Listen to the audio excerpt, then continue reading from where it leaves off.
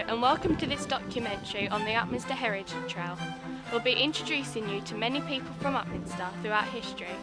For our first stop, we'll be going back to 1689 to meet William Darim in St Lawrence's Church.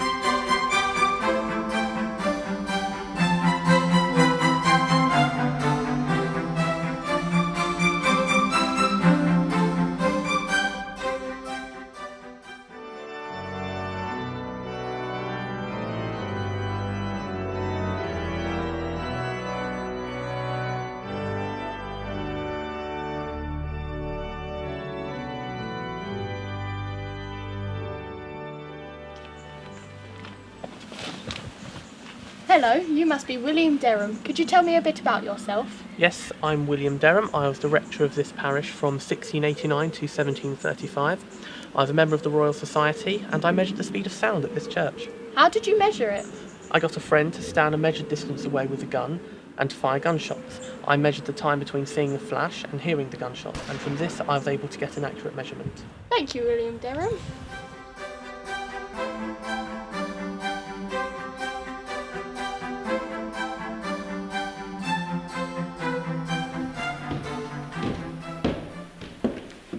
We now find ourselves in 1803 in Upminster's Workhouse. I'm now going to talk to these two workers.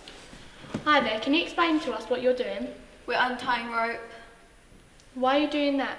Because if we don't, our master will get mad and then we'll have to leave.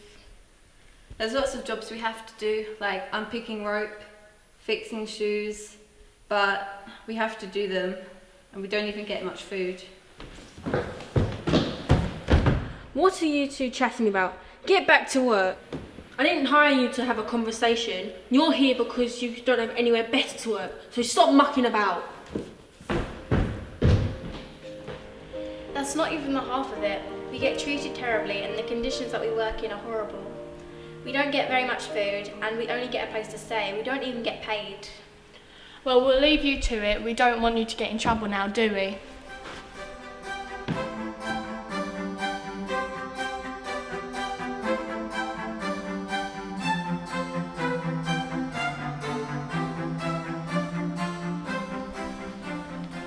Hello, we're here at the Clockhouse Gardens, formerly known as New Place. We have found some history about the gardens, and we've also found some archive footage. This is a message from the War Office. Look at these girls hard at work for the Land Army. Here at the Clockhouse Gardens, the land girls are farming crops to feed the nation. Just look at their smiling faces and golden wheat. Isn't this fun, girls? This is a call to all Upminster women.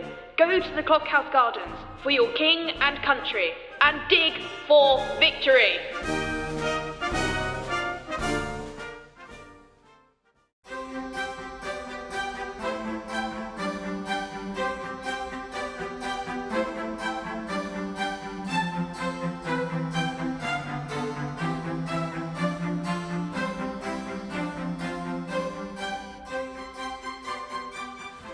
Now we're here in the 1940s outside the Upminster Windmill. Let's see what's happening.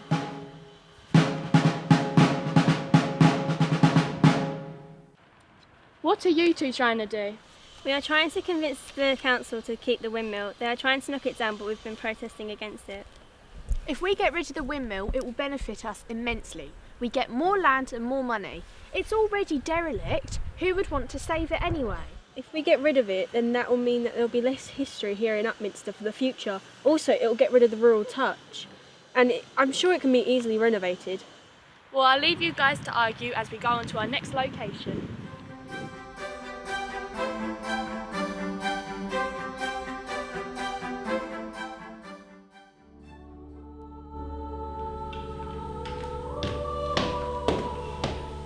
Hello there, Minister. Can you tell me about the condition the chapel is in?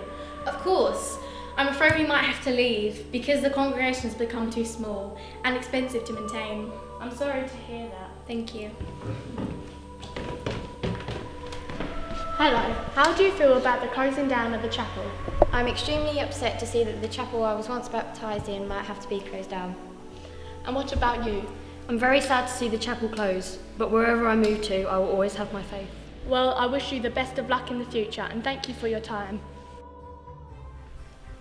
Thank you for watching the documentary on Upminster's Heritage Trail. We hope you enjoyed yourself on this journey. We hope you have learnt something about Upminster's history. Goodbye.